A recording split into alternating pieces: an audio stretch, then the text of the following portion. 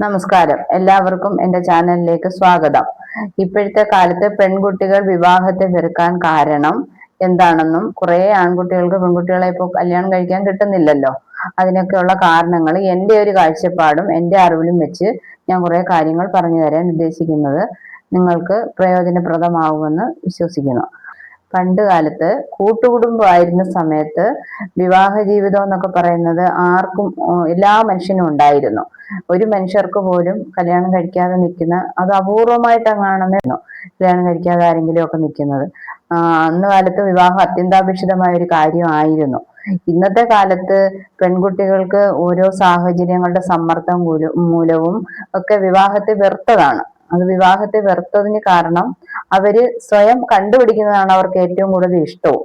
കാരണം രക്ഷകർത്താക്കൾ തമ്മിലുള്ള വിഷയങ്ങളും വഴക്കുകളും സാമ്പത്തിക പ്രശ്നങ്ങളും മറ്റും കാരണം ഓരോ കുടുംബങ്ങളിലും രക്ഷകർത്താക്കളുടെ വഴക്കുകൾ കണ്ട് കുഞ്ഞുങ്ങള് ജീവിതം മടുത്തും വെറുത്തും ജീവിക്കുന്നവരാണ് കൂടുതലും. കൂട്ടുകുടുംബമായിരുന്ന സമയത്ത് കുടുംബങ്ങളിൽ ഒരുപാട് പേര് എന്തെങ്കിലും പ്രശ്നം വന്നാൽ പരിഹരിക്കാനും കാര്യങ്ങൾക്കും ഒക്കെ ഉണ്ടായിരുന്നു. അന്ന് അതിന്റെ ആവശ്യം ഉണ്ടായിരുന്നു. ഇപ്പോഴത്തെ കാലത്ത് അണുകുടുംബങ്ങളാണ്. അണുകുടുംബങ്ങളിൽ ഭാര്യയും ഭർത്താവും തമ്മിലുള്ള വിഷയങ്ങൾ ഈ കുട്ടികൾ മാത്രമേ കാണുന്നതുള്ളൂ, അത് പുറത്തോട്ട് പോകുന്നതുമില്ല.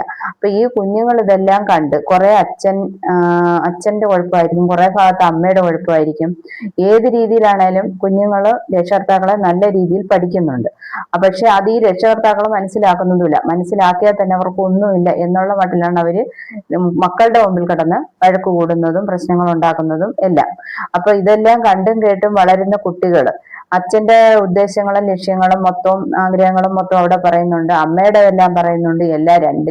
എല്ലാവരുടെയും കൂടെ ഇടയ്ക്ക് കിടന്ന് ഈ അച്ഛന്റെ അമ്മയുടെ ഇടയ്ക്ക് കിടന്ന് കുട്ടികളാണ് എന്ത് ചെയ്യണം എങ്ങനെ വേണം എന്നൊന്നും അറിയാൻ വയ്യാതെ നട്ടം തിരിയുന്നത്.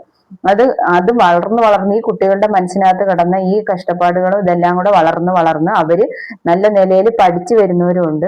വിദ്യാഭ്യാസം ചെയ്യാതെ മയക്കുമരുന്നിനും കഞ്ചാവിനും ഒക്കെ അടിമയായി പോകുന്നവരും ഉണ്ട്. പക്ഷെ വിദ്യാഭ്യാസം ചെയ്തതിന് ശേഷം അവര് പഠിച്ച് ജോലി ആയതിനു ശേഷം ആ കുട്ടികൾ ഒരു കുടുംബജീവിതത്തിലേക്ക് വരുമ്പോൾ അവര് ചില കാര്യങ്ങളൊക്കെ ഉറപ്പിച്ചു വെച്ചിട്ടാണ് അവര് നിൽക്കുന്നത്.